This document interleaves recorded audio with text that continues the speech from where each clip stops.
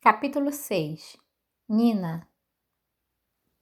As náuseas de Nina não tinham nada a ver com o balanço do barco a remo.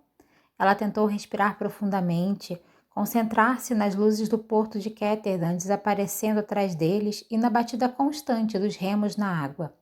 Ao seu lado, Cass ajustou a máscara e a capa, enquanto Muzzin remava com velocidade agressiva e incansável, levando-os para mais perto de Terrangel, uma das pequenas ilhas periféricas de Kerk, para mais perto do Hellgate e de Mathias.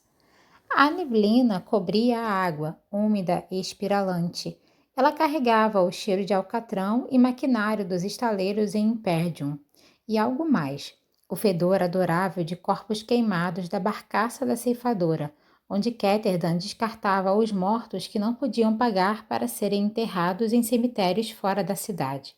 Asqueroso, Nina pensou, apertando a capa ao seu redor. Por que alguém gostaria de viver em uma cidade como aquela estava além da sua compreensão. Muzzin cantarolava feliz enquanto remava. Nina o conhecia somente de passagem, um segurança e um capanga como o malfadado Big Bolliger. Ela evitava a Ripa e o Clube do Corvo tanto quanto possível. Cass a considerava uma snob por isso, mas ela não se importava muito com o que Cass Brecker tinha a dizer sobre seus gostos. Ela olhou para os ombros enormes de Muzzin e se perguntava se Cass o tinha trazido para remar ou porque esperava problemas aquela noite. É claro que haverá problemas. Eles estavam invadindo uma prisão. Não seria nenhuma festa. Então, por que estamos vestidos para uma? Ela havia encontrado Cass e Muzzin no Porto 5 à meia-noite, e quando embarcou no pequeno barco, Cass deu a ela uma capa azul de seda e um véu da mesma cor, os ornamentos da noiva perdida, uma das fantasias que aqueles em busca de diversão gostavam de vestir quando experimentavam os excessos do Beryl. Ele usava uma grande capa laranja com a máscara do louco apoiada sobre a cabeça. Muzzin vestia o mesmo. Faltava-lhes apenas um palco para que pudessem encenar uma daquelas curtas cenas sombrias e bestiais do Comedy Brute, que os Kerks pareciam achar tão divertidas. Agora Cass a cutucou, baixo o véu. Ele desceu sua própria máscara. O nariz longo e os olhos esbugalhados pareciam duplamente monstruosos na neblina. Ela estava prestes a desistir e perguntar por que as fantasias eram necessárias quando percebeu que não estavam sozinhos. Através da neblina em constante movimento, avistou outros barcos deslizando pela água, carregando as formas de outros loucos, outras noivas, um senhor carmesim, uma rainha escaravelho.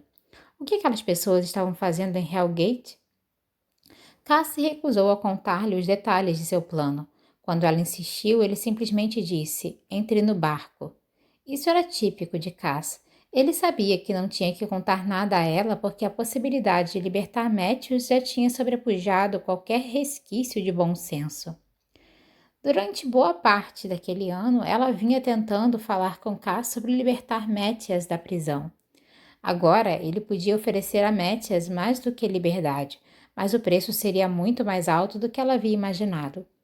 Apenas umas poucas luzes eram visíveis conforme eles se aproximavam do baixio rochoso de Tenragel. O resto era escuridão e ondas quebrando. Você não podia simplesmente ter subornado o sentinela? Ela resmungou para Cass.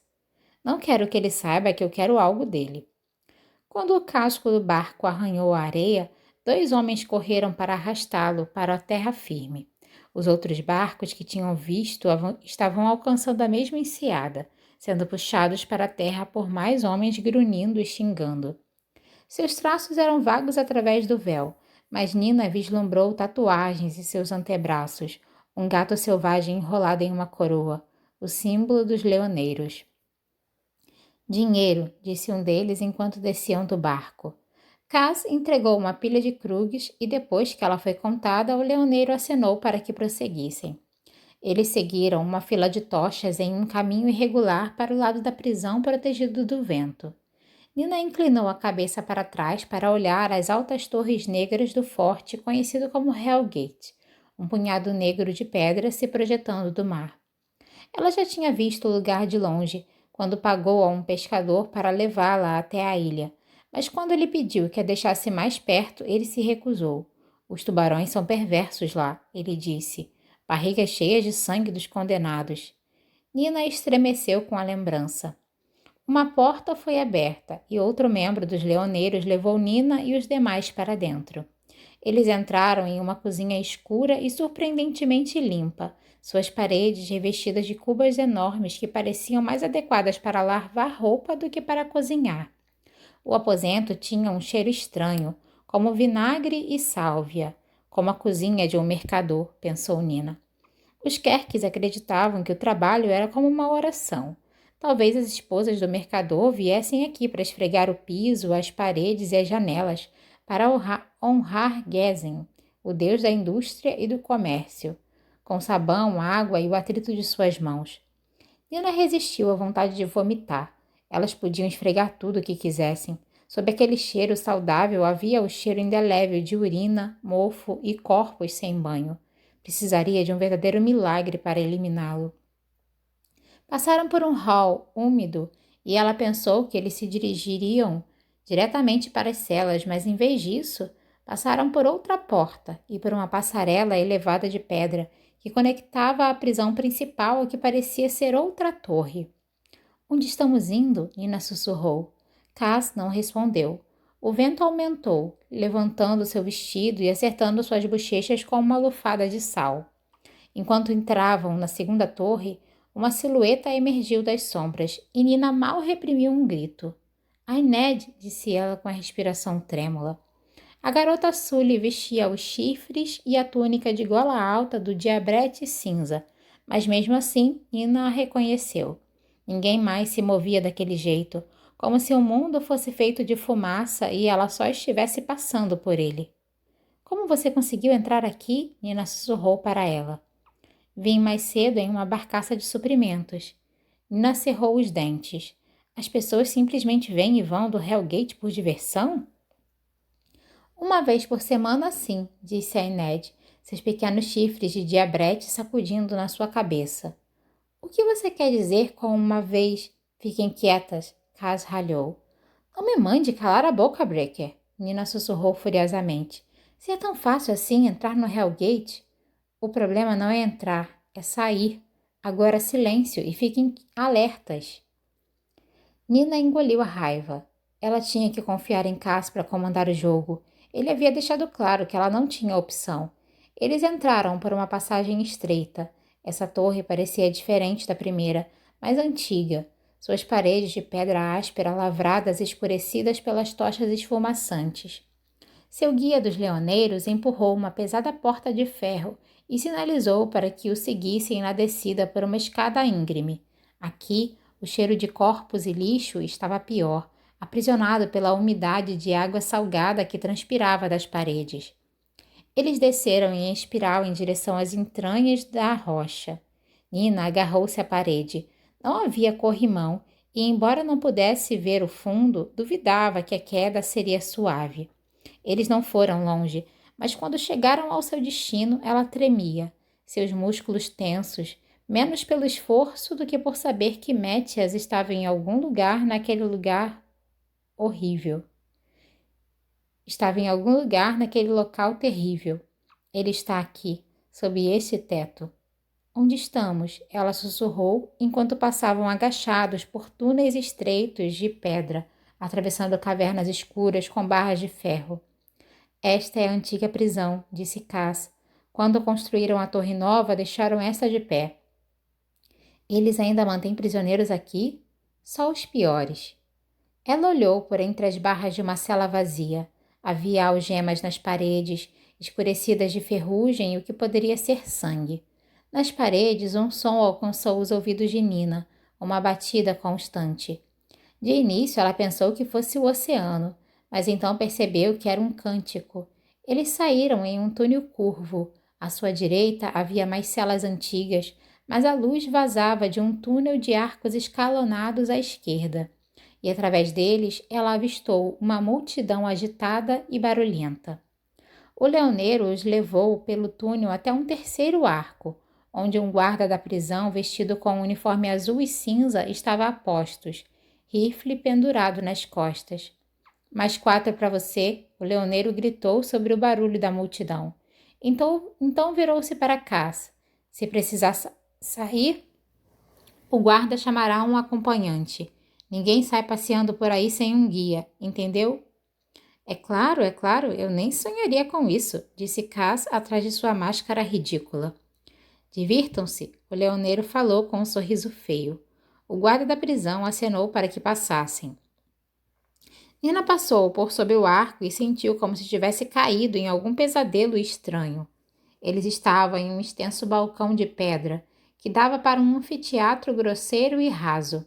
A torre tinha sido eviscerada para criar uma arena. Somente as paredes negras da antiga prisão permaneciam. O telhado caído ou destruído há muito tempo para que o céu noturno fosse visível lá em cima, denso, com nuvens e sem estrelas. Era como ficar de pé dentro do tronco escavado de uma árvore imensa, algo morto há tempos uivando com ecos. Ao redor dela, homens e mulheres mascarados e de véus se amontoavam nos balcões escalonados, batendo os pés conforme a ação se desenrolava lá embaixo. As paredes que cercavam a arena de lutas brilhavam com a luz das tochas, e a areia que recobria o chão era vermelha e úmida nos pontos em que havia absorvido o sangue. Em frente à boca escura da caverna, um magricela barbudo permanecia de pé, acorrentado próximo a uma grande roda de madeira marcada com o que pareciam ser desenhos de pequenos animais. Claramente ele já havia sido forte, mas agora sua pele cedia em dobras soltas e seus músculos pendiam. Um jovem permanecia de pé ao lado dele, usando uma capa mal conservada, feita de pele de leão, seu rosto moldado pela boca do grande felino. Uma coroa de ouro berrante tinha sido fixada entre as orelhas do leão e seus olhos tinham sido substituídos por moedas brilhantes de prata. Gire a roda, mandou o jovem. O prisioneiro ergueu suas mãos algemadas e girou a roda com força. Uma agulha vermelha batia ao longo das bordas enquanto ela girava, fazendo um barulho animado. Em seguida, bem devagar, a roda parou. Nina não conseguia distinguir o símbolo, mas a multidão berrou e os ombros do homem caíram enquanto um guarda avançava para abrir suas correntes. O prisioneiro a jogou de lado na areia e um segundo depois, Nina ouviu o som, um rugido que sobrepujava inclusive a algazarra animada da multidão. O homem, na capa de leão, e o guarda subiram apressadamente em uma escada de corda e foram erguidos sobre o poço até a segurança de um balcão, enquanto o prisioneiro pegava uma faca de aparência frágil de um amontoado de armas ensanguentadas que repousava na areia. Ele se afastou o máximo que pôde da boca do túnel. Nina nunca tinha visto uma criatura como aquela que se rastejou do túnel para o seu campo de visão. Era algum tipo de réptil, seu corpo volumoso coberto de escamas de um cinza esverdeado, cabeça larga e achatada, olhos amarelos fendidos. Ele se movia devagar, sinuoso, a parte de baixo de seu corpo deslizando preguiçosamente sobre o chão. Havia uma crosta branca em torno do largo crescente de sua boca. E quando ele abriu as mandíbulas para rugir de novo, algo branco, molhado e espumoso pingou de seus dentes pontiagudos. O que é aquela coisa? Perguntou Nina. Rincamoten, disse Ained, um lagarto do deserto. O veneno da sua boca é letal. Ele parece ser bem lento. É, parece. O prisioneiro avançou com sua faca. O grande lagarto se moveu tão rápido que Nina mal conseguiu acompanhá-lo. No momento, o prisioneiro corria em sua direção. No outro, o lagarto estava do outro lado da arena. Ínfimos segundos depois, ele tinha golpeado o prisioneiro com seu corpo, prendendo-o no chão enquanto o homem gritava, o veneno pingando sobre seu rosto, deixando trilhas fumegantes nos lugares onde tocava sua pele. A criatura jogou seu peso com força sobre o prisioneiro, produzindo um som de estalo doentio, e começou a mutilar lentamente o ombro do homem enquanto ele ficava lá, deitado, gritando. A multidão estava vaiando. Nina desviou os olhos, incapaz de olhar. O que é isso? Bem-vinda ao Hell Show, disse Cass. Pekka Rollins teve a ideia uns anos atrás e a apresentou ao membro certo do conselho. O conselho mercante sabe disso? Claro que sabe, Nina. Tem dinheiro a ser ganho aqui. Nina enterrou as unhas nas palmas. Aquele tom condescendente dava vontade de bater em Cass. Ela conhecia bem o nome Pekka Rollins. Ele era o rei regente do Barrel, o proprietário não só de mas de 2 palácios de apostas, um luxuoso, o outro atendendo marinheiros com menos dinheiro nos bolsos, além de diversos bordéis de luxo. Quando Nina tinha chegado a Ketterdam um ano atrás, não tinha amigos, dinheiro e estava longe de casa. Havia passado a primeira semana nas cortes Kerkes, lidando com as acusações contra Mathias. Mas depois de concluir seu testemunho, ela foi descartada sem cerimônias no Porto 1, com dinheiro suficiente apenas para comprar a passagem de volta para Rávica. Apesar do desespero para voltar ao seu país, ela sabia que não podia deixar Mathias definhando no Hellgate. Ela não tinha ideia do que fazer, mas parecia que os rumores de uma nova Grisha Corporalnik em Ketterdam já estavam circulando pela cidade. Homens de Pekka Rollins esperaram por ela no porto com a promessa de segurança e um lugar para ficar. Eles a levaram para o Palácio Esmeralda, onde o próprio Pekka tinha impressionado Nina para ela se juntar aos leoneiros e havia lhe oferecido um lugar em seus negócios na doceria. Ela estava perto de dizer sim, desesperada por dinheiro e assustada com os traficantes de escravos que patrulhavam as ruas. Mas naquela noite, Ained escalou sua janela no último andar do Palácio Esmeralda com uma proposta de Casebreaker. Nina nunca poderia imaginar como Ained havia conseguido escalar 6 andares de pedra escorregadia no meio da noite. Mas os termos dos Dregs eram muito mais favoráveis do que os oferecidos por Pekka e os leoneiros. Era um contrato que parecia realmente se pagar em 1 ano, ou 2, se ela soubesse administrar seu dinheiro. E Cass tinha enviado a pessoa certa para argumentar sobre o assunto, uma garota Sully, apenas alguns meses mais nova que Nina, que tinha crescido em Rávica e passado um ano péssimo sob contrato de servidão no Menninger. O que pode me contar sobre Per Haskell? Nina havia perguntado aquela noite. Não muito, admitiu Ained. Ele não é melhor nem pior do que a maioria dos líderes do Barrel. E Casebreaker? Um mentiroso, um ladrão sem nenhuma consciência, mas ele cumprirá qualquer acordo que firmar com ele. Nina tinha ouvido a convicção em sua voz. Ele libertou do Menninger? Não existe liberdade no Barrel, apenas bons acordos. As garotas de Tante Helen nunca conseguem juntar o suficiente para quitar seus contratos. Ela garante isso. Ained havia perdido o fio da meada e Nina sentiu a raiva vibrante que a perpassava. Cass convenceu Per Haskell a pagar meu contrato de servidão. Eu teria morrido no Menninger. Você talvez morra entre os Dregs. Os olhos escuros de Ained brilharam.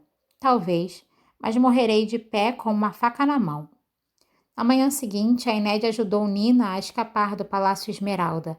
Elas se encontraram com Casebreaker e, apesar de seus modos frios e daquelas estranhas luvas de couro, ela concordou em se juntar aos Dregs e trabalhar na Rosa Branca. Menos de 2 dias depois, uma garota morreu na doceria, estrangulada em sua cama por um cliente vestido de Senhor Carmim que nunca foi encontrado. Nina havia confiado em Ained e não havia se arrependido disso, embora nesse momento apenas se sentisse furiosa com todo mundo. Ela assistia a um grupo de leoneiros cutucando o lagarto com lanças compridas. Aparentemente, o monstro havia se saciado com a refeição, o que o permitia ser conduzido de volta pelo túnel. Seu corpo espesso se movendo de um lado para o outro em uma manobra preguiçosa e sinuosa. A multidão continuou a vaiar quando os guardas entraram na arena para mover os restos do prisioneiro. Rastros de fumaça ainda espiralando da carne arruinada. Do que eles estão reclamando? Nina perguntou com raiva. Não foi para isso que vieram aqui? Eles queriam uma luta, disse Cass. Esperavam que ele fosse durar mais. Isso é repulsivo. Cass deu de ombros. A única coisa repulsiva nisso é eu não ter tido a ideia primeiro.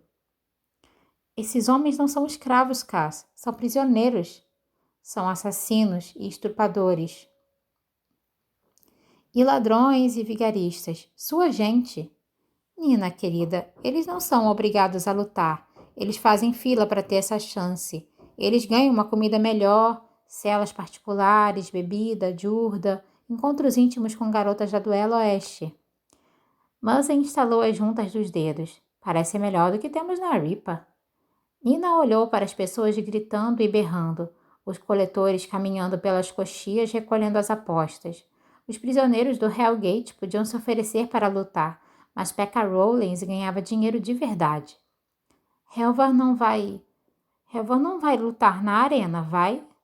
Não viemos aqui pelo ambiente, disse Cass. Muita vontade de bater. Tem noção de que eu poderia sacudir os dedos e fazer você molhar as calças? Calma aí, sangradora. Gosto dessas calças. E se começar a brincar com meus órgãos vitais, Mathias Helvar nunca verá a luz do sol novamente. Nina suspirou e se acomodou olhando para o nada. Nina, Ained murmurou, nem comece. Vai dar tudo certo. Deixe o Cass fazer o que ele faz de melhor. Ele é horrível, mas eficiente. Ter raiva do Cass por ele ser cruel, como ter raiva de um forno por ele ser quente. Você sabe o que ele é. Nina cruzou os braços. Estou brava com você também. Comigo? Por quê? Não sei ainda, só estou. Ained apertou de leve a mão de Nina e, após um momento, Nina apertou de volta. Ela ficou sentada, meio atônita, durante a luta seguinte e na seguinte. Disse a si mesma que estava pronta para isso, para vê-lo de novo, vê-lo aqui neste lugar brutal. Afinal, ela era uma grisha e um soldado do 2º Exército, tinha visto coisas piores. Mas quando Mathias emergiu da boca da caverna lá embaixo, ela soube que havia se enganado. Nina o reconheceu no mesmo instante. Todas as noites do ano anterior ela havia adormecido pensando no rosto de Mathias. Não havia como confundir as sobrancelhas douradas, os traços retilíneos das maçãs do seu rosto. Mas Cass não havia mentido. Mathias havia mudado muito. O garoto que encarou a multidão com fúria nos olhos era um estranho. Nina se lembrou da primeira vez que vira Mathias na floresta Kailish, sob a luz da lua. Sua beleza tinha parecido injusta para ela. Em outra vida, poderia ter acreditado que ele estava vindo para salvá-la. Um salvador brilhante, de cabelos dourados e olhos azul claros, da cor das geleiras do norte. Mas ela sabia a verdade sobre ele graças ao idioma que ele falava e pelo desgosto que expressava sempre que seus olhos passavam por ela. Mathias Helvar era um Druskel, um dos caçadores de bruxas Figerdano encarregados de perseguir grixas para levá-los a julgamento e executá-los. Embora para ela ele sempre tivesse lembrado um guerreiro santo, iluminado em ouro. Agora ele parecia o que realmente era, um assassino. Seu torso nu parecia lavrado em aço, e embora ela soubesse que isso era impossível, parecia maior, como se a própria estrutura de seu corpo tivesse mudado. Sua pele já tivera um tom de mel dourado. Agora era branca cor de barriga de peixe por baixo da sujeira. E seu cabelo? Ele tinha um cabelo tão lindo, espesso e loiro, longo como o usado pelos soldados figerdanos. Agora, como os outros prisioneiros, sua cabeça tinha sido raspada, provavelmente para evitar piolhos. O guarda que havia raspado sua cabeça tinha feito um serviço porco. Mesmo de longe, ela podia ver os cortes e as incisões do escalpo, e as pequenas mechas loiras nos pontos que a lâmina não havia alcançado. Ainda assim, ele continuava belo. Ele olhou para a multidão e girou a roda com tanta força que ela quase se soltou de sua base. Tic, tic, tic, tic, tic. Cobras, tigres, urso, javali. A roda seguiu alegremente, até desacelerar e finalmente parar. Não, Nina disse ao ver para onde a agulha apontava. Poderia ser pior, disse Muzzin. Poderia ter parado no lagarto do deserto de novo. Ela agarrou o braço de Cass e sentiu seus músculos se contraírem. Você tem que impedir isso. Solte, menina. Sua voz rouca e sepulcral era baixa, mas ela pôde sentir uma ameaça real nela. Ela abriu a mão. Por favor, Você não entende, se ele sobreviver, tirarei Mathias Helva deste lugar esta noite, mas essa parte é com ele. Nina balançou a cabeça frustrada. Você não entende. O guarda desaferrolhou as correntes de Mathias e assim que elas caíram no chão, ele saltou para a escada com o apresentador para ser erguido em segurança. A multidão gritava e batia aos pés, mas Mathias permaneceu em silêncio, sem se mover, mesmo quando o portão se abriu, mesmo quando os lobos correram para fora do túnel, 3 deles rosnando e mordendo, tropeçando uns nos outros para chegarem a ele. No último segundo, Mathias se agachou, socando o primeiro lobo contra a terra, e então rolando para a direita para pegar a faca ensanguentada que o combatente anterior havia deixado na areia.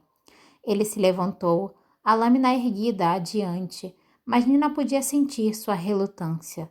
Sua cabeça estava inclinada para um lado e seus olhos azuis eram suplicantes, como se estivesse tentando convencer os 2 lobos que o rondavam em alguma negociação silenciosa. Qualquer que tenha sido o apelo, ele passou despercebido. O lobo à direita lançou-se em sua direção. Mathias se agachou rente ao chão e girou, alojando a faca na barriga do animal. O bicho uivou em lamento, e Mathias pareceu tremer com o som. Aquilo custou a ele segundos preciosos, pois o terceiro logo estava sobre ele, derrubando-o na areia. Os dentes afundaram em seu ombro. Ele rolou, levando o lobo consigo. As mandíbulas do lobo se fecharam.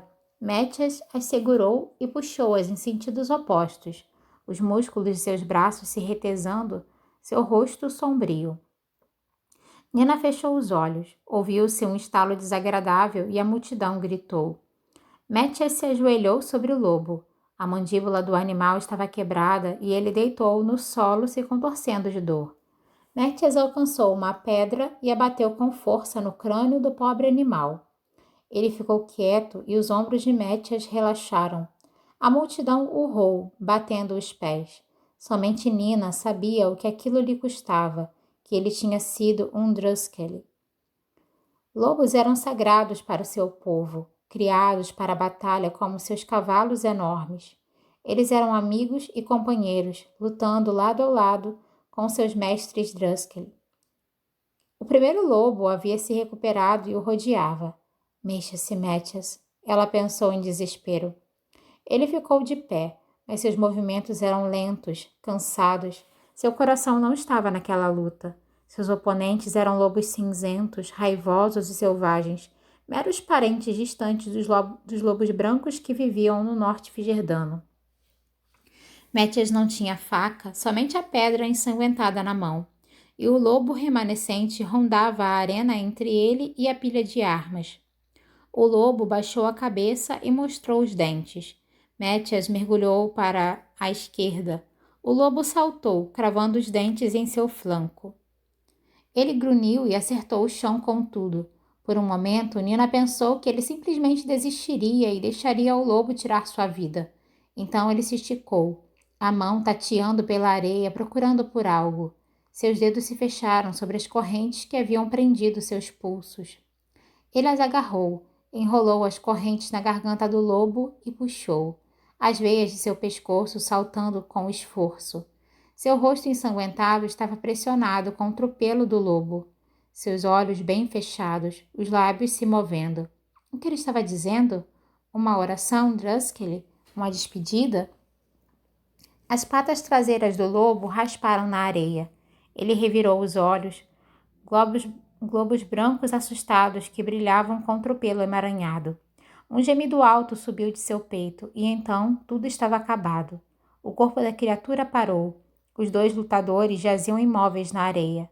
Mathias manteve os olhos fechados, o rosto ainda enterrado no pelo da criatura. A multidão urrou em aprovação. Desceram a escada e o apresentador saltou para baixo, pondo Mathias de pé e agarrando seu punho para erguer sua mão em vitória. O apresentador o cutucou e Mathias ergueu a cabeça. Nina segurou a respiração. Lágrimas trilhavam a sujeira no rosto de Mathias. A raiva tinha passado. Foi como se alguma chama tivesse se apagado com ela. Seus olhos estavam mais frios do que ela jamais tinha visto, vazios de sentimentos ou traço de humanidade. Era isso que o Hellgate tinha feito com ele, e a culpa era dela. Os guardas pegaram Mathias novamente, puxando as algemas da garganta do lobo e prendendo-as de volta em seus punhos. Enquanto ele era levado, a multidão gritava, em desaprovação, clamando por mais, mais. Para onde o estão levando? Perguntou Nina com a voz trêmula. Para uma cela para descansar da luta, disse Cass. Quem cuidará de seus ferimentos?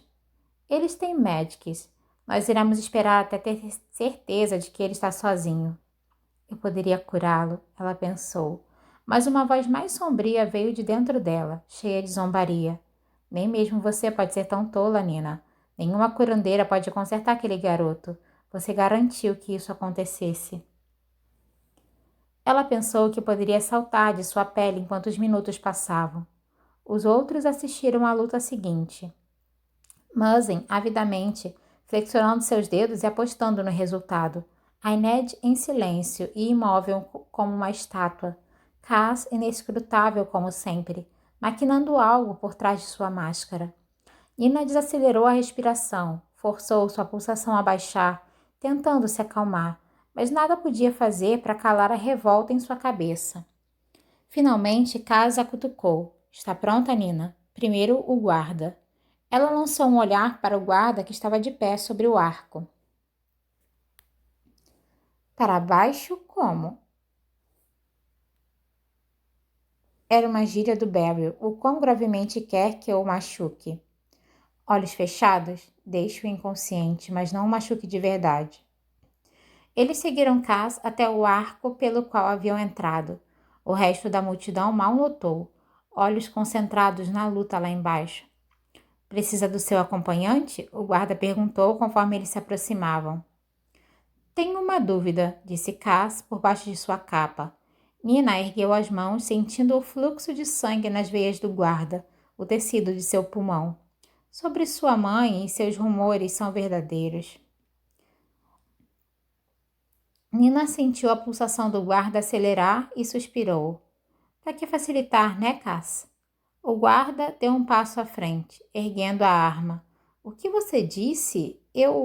Suas pálpebras caíram. Você não... Nina diminuiu sua pulsação e ele tombou para a frente. Muzzin o agarrou antes que pudesse cair, enquanto Ained o escondia na capa que Cass estava vestindo poucos momentos antes. Nina não ficou muito surpresa ao ver que Cass vestia um uniforme de guarda da prisão por baixo da capa. Não poderia ter perguntado apenas as horas ou algo do tipo, disse Nina. E onde conseguiu esse uniforme? Ained deslizou a máscara de louco sobre o rosto do guarda, e Muzzin passou seu braço sobre ele, segurando-o como se o guarda tivesse bebido demais. Eles o depositaram em um dos bancos apoiados contra a parede de trás. Cass puxou as mangas de seu uniforme. Nina, as pessoas adoram obedecer homens bem arrumados. Eu tenho uniformes da Steadwatch, da Polícia do Porto, e uniformes com as cores de cada mansão mercante do Gadstrot. Vamos lá. Eles cruzaram um corredor. Em vez de voltar pelo lugar de onde tinham vindo, moveram-se no sentido anti-horário pela torre antiga. A parede da arena vibrando com as vozes e batidas dos pés à sua esquerda. Os guardas prostrados em cada arco deram a eles pouco mais do que uma olhada de relance, embora alguns tenham assentido a Cass, que manteve um ritmo acelerado, o rosto enterrado na gola. Nina estava tão imersa em seus pensamentos que quase não percebeu quando Cass ergueu a mão e os mandou parar. Eles fizeram uma curva entre dois arcos e se esconderam em uma sombra densa. À frente deles, um médico saía da cela acompanhado pelos guardas, um deles carregando uma lanterna. Ele dormirá durante a noite, disse o médico. Certifique-se de que ele beba algo pela manhã e verifique suas pupilas. Tive que dar a ele um poderoso sonífero. Enquanto o homem se movia na direção contrária, Cass pediu ao grupo que seguisse. A porta na rocha era de ferro maciço e havia somente uma abertura estreita pela qual passavam as refeições do prisioneiro. Cass se inclinou sobre a fechadura. Nina olhou para a porta de ferro maciço. Esse lugar é pura barbárie. A maioria dos melhores lutadores dorme na torre antiga. Cass respondeu, afastados do resto da população. Nina olhou para a esquerda e para a direita, onde o brilho da luz vazava das entradas da arena. Havia guardas de pé naqueles pórticos distraídos, talvez, mas tudo o que um deles precisava fazer era virar a cabeça. Se eles fossem pegos ali, os guardas se dariam ao trabalho de entregá-los a Steadwatch para julgamento ou simplesmente os forçariam a entrar na arena para serem comidos por um tigre? Talvez algo menos digno, ela pensou com tristeza. Um bando de ratazanas irritadas. Cass levou o intervalo de algumas batidas de coração para abrir a tranca.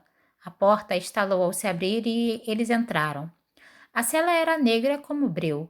Passado um breve momento, o brilho verde gelado de um luminoso ganhou vida ao lado dela. A Ned manteve erguida a pequena esfera de vidro. A substância dentro dela era feita de ossos secos e triturados de peixes abissais luminosos. Eles eram comuns entre os trapaceiros do Barrel que não queriam ser pegos em um beco escuro, mas não queriam se dar ao trabalho de levar lanternas para cima e para baixo. Pelo menos é limpo, pensou Nina enquanto se acostumava com a escuridão. Árido e gelado, mas não imundo. Ela viu uma paleta de cobertores de cavalo e 2 baldes apoiados na parede, um deles com um pano sujo de sangue aparecendo na borda. Era para isso que os homens de Hellgate competiam. Uma cela privada, um cobertor, água limpa, um balde para dejetos. Mathias dormia de costas para a parede. Mesmo na iluminação fraca do luminoso, ela podia ver que seu rosto começava a inchar. Algum tipo de pomada tinha sido espalhado por cima das feridas. Calêndula. Ela reconheceu o cheiro. Nina se moveu na direção dele, mas Cass segurou seu braço. Deixe a Ned avaliar os danos. Eu posso... Nina começou. Preciso que trabalhe em Muzzin. A Ned jogou para Cass a bengala com a cabeça de corvo que ela devia estar escondendo embaixo da fantasia de diabrete cinza e se ajoelhou ao lado do corpo de Mathias com o luminoso. Muzzin deu um passo à frente.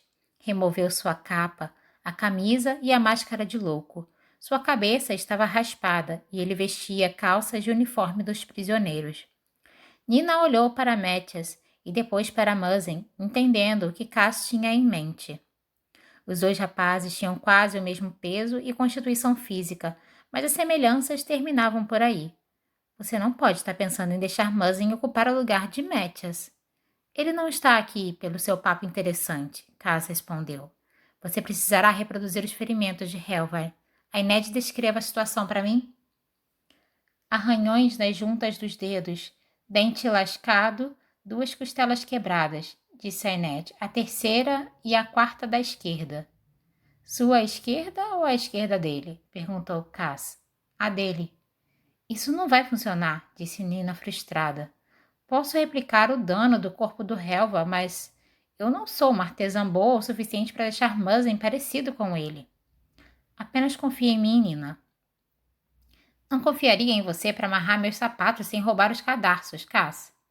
Ela espiou o rosto de Muzzin.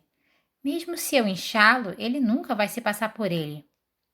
Hoje à noite, Mathias Helva, ou melhor, nosso querido Muzzin, vai parecer ter contraído piropora, a cepa lupina transmitida por lobos e cães. Amanhã de manhã, quando os guardas o descobrirem coberto de pústulas a ponto de estar irreconhecível, ele irá para a quarentena para ver se sobrevive à febre e para evitar o contágio. Enquanto isso, Mathias estará conosco. Entendeu? Quer que eu faça Muzzin parecer ter piropora? Sim. E faça isso rapidamente, Nina, porque em cerca de 10 minutos as coisas vão ficar muito agitadas por aqui. Nina olhou para ele. O que Cass estava planejando? Seja lá o que eu fizer com ele, não vai durar um mês. Não posso deixá-lo com uma febre permanente. Meu contato na enfermaria garantirá que ele fique doente o suficiente. Nós só precisamos levá-lo até o diagnóstico. Agora, mãos à obra. Nina olhou para Muzzin de cima a baixo. Isso vai doer como se você realmente tivesse participado da luta, ela advertiu. Ele franziu o rosto, preparando-se para a dor. Consigo aguentar? Ela revirou os olhos. Em seguida, levantou as mãos, concentrando-se. Com um movimento de corte da mão direita sobre a esquerda, estalou as costelas de Muzzin. Ele soltou um grunhido e se curvou. Bom garoto, disse Cass, aguentando isso como um campeão. Agora as juntas dos dedos, depois o rosto. Nina espalhou arranhões e cortes pelas juntas e braços de Muzzin, correspondendo às feridas descritas por Ained. Nunca vi Pirapora tão de perto, disse Nina. Ela só tinha familiaridade com ilustrações de livros usados em seu treinamento de anatomia no pequeno palácio. Considere-se sortuda, disse Cass sorridente. Anda logo. Ela trabalhou contando com a memória, inchando e abrindo a pele do rosto e peito de Muzzin, erguendo bolhas até que o inchaço e as pústulas fossem tão feias que ele realmente estivesse irreconhecível. O grandalhão gemia. Por que você concordou com isso? Nina murmurou. A carne inchada do rosto de Muzzin tremeu, e Nina pensou que ele poderia estar tentando sorrir. O dinheiro é bom, disse ele roucamente. Ela suspirou. Por qual outra razão qualquer um faria qualquer coisa no Barrel? Bom o suficiente para ser trancado no Hellgate? Cass bateu a bengala no chão da cela. Pare de criar problemas, Nina. Se Helvar cooperar, ele e Muzzin terão ambos sua liberdade assim que o trabalho estiver terminado. E se não colaborar? Então Helvar será trancafiado novamente em sua cela e Muzzin receberá o pagamento mesmo assim. Eu o levarei para tomar café da manhã no Cooperon. Posso pedir waffles? Muzzin murmurou. Todos nós pediremos waffles. E uísque. Se esse trabalho não terminar bem, ninguém irá querer ficar perto de mim sóbrio. Já terminou, Nina? Nina assentiu, e Ained assumiu seu lugar para fazer em Muzzin curativos parecidos com os de Métias. Tudo bem, disse Cass. Ajude Helvar a se levantar. Nina se abaixou ao lado de Métias enquanto Cass ficava sobre ela com o luminoso. Mesmo dormindo, as feições de Métias eram perturbadas. Suas sobrancelhas claras sulcadas. Ela deixou as mãos passearem sobre os machucados de sua mandíbula, resistindo à tentação de ficar ali mais um pouco. Não o rosto, Nina. Preciso dele móvel, não bonito. Cure-o rápido e apenas o suficiente para o colocarmos de pé por enquanto. Não o quero ágil o bastante para nos ferrar. Nina baixou a coberta e pôs mãos à obra. É só outro corpo, disse a si mesma. Ela sempre recebia chamados tarde da noite de Cass para curar os membros dos Drags, que ele não queria levar para nenhum médico ilegítimo. Garotas com perfurações de facadas, garotos com pernas quebradas ou balas alojadas, vítimas de uma briga com a Steadwatch ou outra gangue. Finja que é o Muzzin, disse a si mesma, ou o Big Bolliger, ou algum outro estúpido. Você não conhece este garoto. E era verdade. O garoto que ela conhecia podia ser a fundação, mas algo novo havia sido construído sobre ele. Ela tocou seu ombro gentilmente. Helvar, disse ela. Ele não se moveu. Métias. Um nó subiu em sua garganta, e ela sentiu a dor das lágrimas ameaçadoras. Ela deu um beijo na têmpora dele. Sabia que Cass e os outros estavam assistindo e que ela estava fazendo papel de tola, mas depois de tanto tempo ele finalmente estava ali, na frente dela, e tão machucado. Métias, ela repetiu. Nina? Sua voz saiu rouca, mas tão linda quanto ela se lembrava. Oh, pelos santos, Métias, ela sussurrou. Por favor, acorde. Seus olhos se abriram, torpes, o mais pálido azul. Nina, disse em voz baixa. Ele roçou a bochecha dela com os nós dos dedos. A mão áspera segurou seu rosto timidamente, sem acreditar. Nina? Os olhos dela se encheram de lágrimas. Shhh, Métias. Viemos tirá-lo daqui. Antes que ela pudesse piscar, ele a segurou pelos ombros e a prendeu no chão. Nina, ele rosnou. Então fechou as mãos sobre sua garganta.